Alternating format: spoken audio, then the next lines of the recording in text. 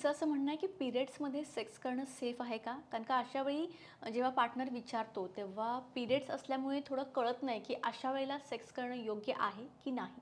परत सांगे ना, जेव्हा सेक्स कृती करायची बाब येते तेव्हा 3 गोष्टी खूप महत्त्वाच्या आहेत. कन्सेंट, कम्युनिकेशन आणि सेफ्टी.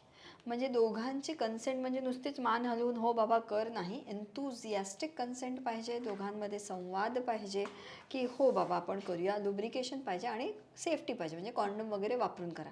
आता let's assume if this is a married couple, let's assume this is a monogamous, म्हणजे एकच तेच नवरा बायको, ते अजून कुठे बाहेर सेक्स करत नाही. तर पिरियड सेक्स इज मेडिकली सांगायचं तर in fact it is more lubricated, कारण तिथं ऑलरेडी रक्त असतं त्यामुळे तिथे लुब्रिकेशन जास्त असतं.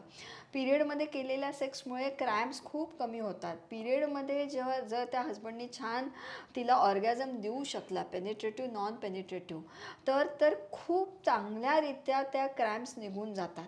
पण आता कुणासाठी ते सगळं ब्लड आहे, ते सगळं असं घाण वाटतं, नकोसं वाटतं, तर ही वैयक्तिक चॉईस झाली. Safety wise if you ask, period sex मे भी अगेन कॉन्डम ह्याच्यासाठी, कारण तुम्ही मल्टिपल पार्टनर्समध्ये असाल किंवा तुम्ही कमिटेड रिलेशनशिपमध्ये नसाल तर सेक्शुअली ट्रान्समिटेड इन्फेक्शन म्हणजे लैंगिक आजार जे आहेत ते कुठल्याही सेक्समध्ये कधीही ट्रान्सफर होऊ शकतात जर तुम्ही मल्टिपल पार्टनरसोबत असाल. तर कॉन्डम वापरणं हे मस्ट झालं. जर तुम्ही एकाच मोनोगॅमस नात्यामध्ये आहात जिथं लग्न specially, then without condom you can do. Period sex is literally वैयक्तिक चॉईस. लिटरली वैयक्तिक चॉईस. Medically it's good.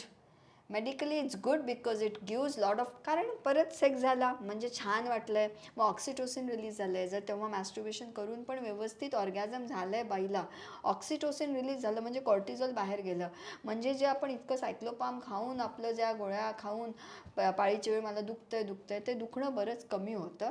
पण हे वैयक्तिक चॉईस आहे ना गं, एखाद्याला ते घाणीत नाही मला आवडत आहे तर ते 4 दिवस पार्टनरनी पण समजून घ्यावं. मग आता तुम्ही नाही म्हणताय ना पिरियडच्या वेळी सेक्स करायला, मी दरवेळी म्हणते हर्षाली, जेव्हा तुम्ही नाही म्हणता ना तर काहीतरी अल्टरनेटिव्ह पण दिलं पाहिजे पार्टनरला. मग काय करू शकतो, so you can help him give hand job, you can help him give blow job. Intercourse करायला प्रॉब्लेम आहे ना, फक्त इंटरकोर्स म्हणजे सेक्स का, पीरियड इधर चल रहा है पेल्विक रिजन में, आपका पूरा rest of the body you can help him to come. त्याला त्या दिवशी गरज असू शकते, सो त्याला त्याच्या क्लायमॅक्सपर्यंत जर तुम्ही पोचवून दिलं तरी तुमच्या पार्टनरची नीड तरी भागवली गेली. आणि you also could take care की तेव्हा तिथं मला काही नाही पाहिजे. A graceful no and giving good alternatives should be the best midway. Okay.